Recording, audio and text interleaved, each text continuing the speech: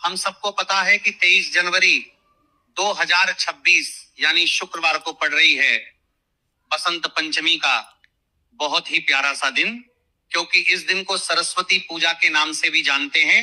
और मेरा एक एक करके चढ़ाएं या पूरा एक गुच्छा चढ़ाएं, कैसे गिने गए इन सभी की बात इस वीडियो में करने वाले हैं, तो पूरी बातों को समझेंगे और कैसे करना है इसकी बात भी समझिए। ठीक है, चलो सबसे पहले तो मैं आपको ये बता दूं कि अगर आपको सरसों का फूल नहीं मिलता है तो आपको क्या करना है, बाद में हम लोग उपाय की बात करेंगे, है ना। देखो, पहले काम तो ये करना है कि आपको खोजना होगा, है ना। पहले ही हार नहीं माननी है, इस चीज का ध्यान रखेंगे कि आपको सबसे पहले खोजना है कि हमें कहीं से भी सरसों का फूल मिल जाए। अगर कभी भी मौका लग जाए तो आप लोगों को सरसों का फूल लिखकर बहुत छोटा सा उपाय करना है। इन दोनों का संयोग बहुत ही कम आता है।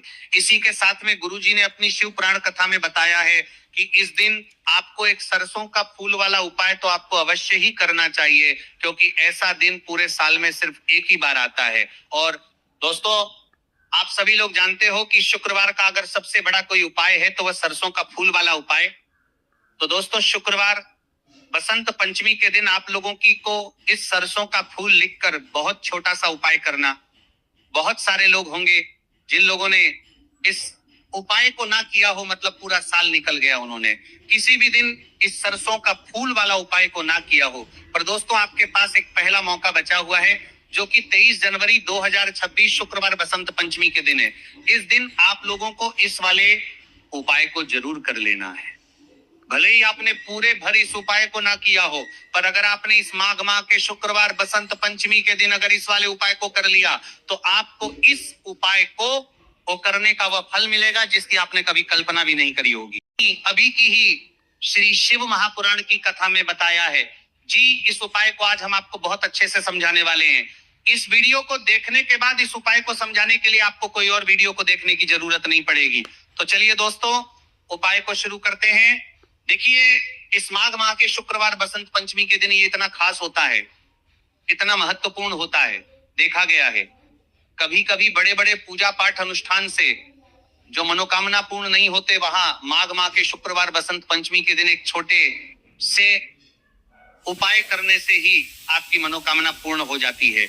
और बहुत सारे लोगों ने इस उपाय को किया भी है और उनको इस उपाय को करने का फल भी जरूर मिला है। अगर आप लोग भी इस उपाय को करना चाहते हैं तो आप इस उपाय को पहले अच्छे से समझ लेना, सुन लेना, उसके बाद करना।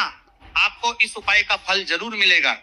और इस उपाय को कर लेने से आपके घर में चाहे किसी भी प्रकार की दुख और समस्या क्यों ना चल रही हो, आपको उसका कारण भी नहीं पता है कि भाई ये समस्या किस कारण से चल रही है। उसका कुछ भी कारण हो सकता है, जैसे पितृदोष हो सकता है या किसी भी तरह का मंगल दोष भी हो सकता है। तो इस दिन आप लोगों को ये वाला उपाय कर लेना है। ये एक ऐसा उपाय है जिस उपाय को अगर किसी विशेष दिन पर किया जाए तो भाई उस विशेष दिन का जो है वह तो हमें मिलता ही मिलता है, पर हमने उस दिन पर इस उपाय को किया है तो हमें उससे भी बड़ा फल मिलता है, और फल बहुत जल्दी मिलता है, क्योंकि आप इस उपाय को बहुत ही बड़े और विशेष दिन पर कर रहे हैं। लेकिन उससे पहले आप लोगों की बात करना, ये जानना आवश्यक है कि आखिर ये उपाय किस समय करना है, किसको करना है और कैसे करना है। तो चलिए हम आगे आपको वीडियो में एक एक करके बता देते हैं। लेकिन उससे पहले अगर आप लोग हमारे चैनल पर पहली बार आए हैं या फिर मेरी आवाज आज पहली बार सुन रहे हैं तो हमारे चैनल को सब्सक्राइब जरूर कर लेना और इस वीडियो को लाइक करके कमेंट बॉक्स में श्री शिवाय नमस्तु या ओम नमः शिवाय जरूर टाइप कर देना। होती है उन माताओं बहनों में से कोई भी एक बड़ी माता बहन इस वाले उपाय को कर सकती है। और दोस्तों, अगर आप चाहे तो अपने घर में से सभी सदस्यों को भी इस उपाय को करवा सकते हैं। अगर किसी व्यक्ति की खुद की कोई मनोकामना है, खुद की कोई दुख और परेशानी है जो कि वो अपने लिए ही करना चाहता है, इस वाले उपाय को तो वो खुद अपने लिए भी कर सकता है। बात कराता है वही आता है इस उपाय को लेकर के। आखिर इस उपाय को हमें किस समय करना है, सुबह के समय करना है कि शाम के समय करना है? तो देखो, इस वाले उपाय को आप लोग सुबह के समय भी कर सकते हो और शाम के समय प्रदोष काल में भी कर सकते। आती है वो ये आती है कि सुबह अगर हम उपाय को करेंगे तो हमें कितने बजे से लेकर कितने बजे तक के बीच में करना है, और शाम के समय प्रदोष काल में करेंगे तो हमें कितने बजे से लेकर कितने बजे के बीच में करना है। तो देखो, सुबह जितनी जल्दी हो सके आप उपाय को करने की कोशिश करना।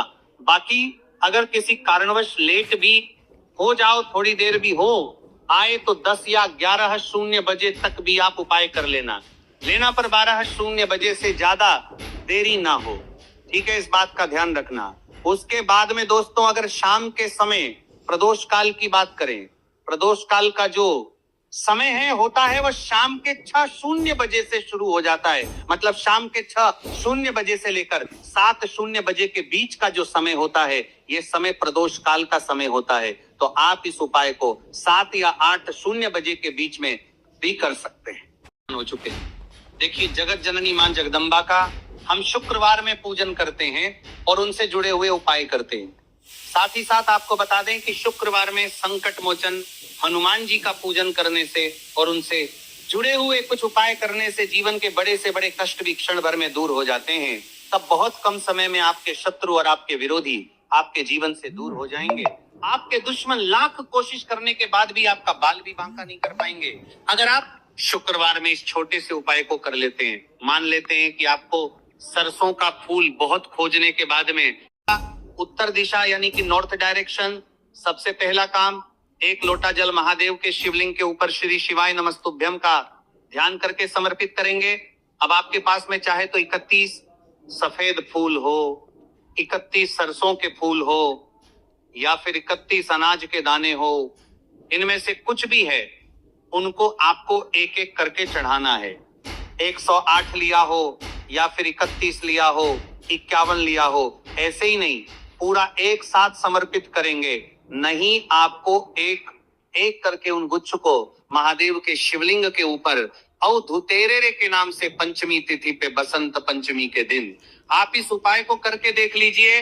आपके घर का जो इंसान पढ़ाई नहीं करता है, अपने आप पढ़ने बैठेगा, और अगर उसको कोई गुस्सा है, क्रोध है, तो उसका गुस्सा भी धीरे धीरे करके शांत जरूर होगा। ठीक है, तो यहाँ पे हम लोगों ने अपने बच्चों के लिए या फिर क्रोध के लिए पहले उपाय की बात की, जो कि 31 फूल से करने थे। अब यहीं पे हम लोग वसंत